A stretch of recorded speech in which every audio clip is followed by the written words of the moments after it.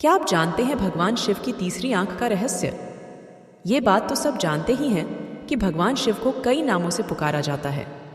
उन्हीं नामों में से एक है त्रिलोचन, जिसका अर्थ है 3 आंखों वाला, क्योंकि एकमात्र भोलेनाथ ही ऐसे देव हैं जिनकी 3 आंख हैं, इसलिए उन्हें त्रिलोचन भी कहा जाता है। मान्यता है कि भगवान अपने तीसरे नेत्र से सब कुछ जान सकते हैं, जो कि आम आंखों से नहीं देखा जा सकता था।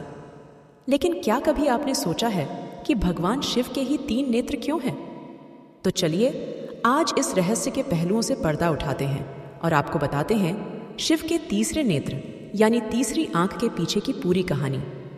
वैसे तो ये बात सब जानते ही होंगे कि इस तीसरे नेत्र का इस्तेमाल शिव केवल क्रोध की अवस्था में ही करते हैं।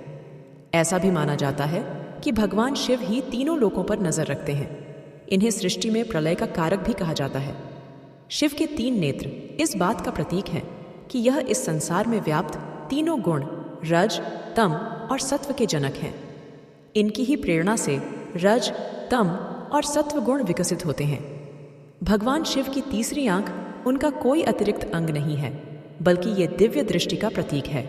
ये दृष्टि आत्मज्ञान के लिए बेहद जरूरी बताई जाती है। शिव जी के पास ऐसी दिव्य दृष्टि का होना कोई अचरज की बात नहीं है। महादेव की छवि उनकी तीसरी आंख को और भी ज्यादा प्रभावशाली बनाती है। शिव की तीसरी आंख के रहस्य में कई सारी कथाएं प्रचलित हैं, लेकिन इस संदर्भ में एक ऐसी कथा प्रचलित है जिसका जिक्र अक्सर किया जाता है। यह कथा है कामदेव को तीसरी आंख से भस्म कर देने की कथा। एक समय की बात है जब पार्वती जी ने भगवान शिव के पीछे जाकर उनकी दोनों आंखें अपनी हथेलियों से बंद कर दी। इससे सारे संसार में अंधकार छा गया, क्योंकि माना जाता है कि भगवान शिव की एक आंख सूर्य है, दूसरी चंद्रमा। अंधकार होते ही समस्त संसार में हाहाकार मच गया। तब भोलेनाथ ने तुरंत अपने माथे से अग्नि निकालकर पूरी दुनिया में रोशनी फैला दी। रोशनी इतनी तेज थी कि इससे पूरा हिमालय जलने लगा। ये देखकर मां पार्वती घबरा गई और तुरंत अपनी हथेलियां शिव की आंखों से हटा दी। तब शिव जी ने मुस्कुराकर अपनी तीसरी आंख बंद की। शिव पुराण के अनुसार पार्वती जी को इससे पूर्व ज्ञान नहीं था कि शिव त्रिनेत्रधारी हैं।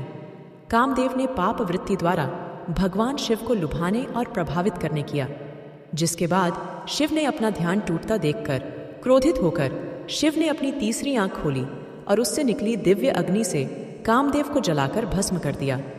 सच्चाई यह है कि यह कथा प्रतीकात्मक है, जो यह दर्शाती है कि कामदेव हर मनुष्य के भीतर वास करता है।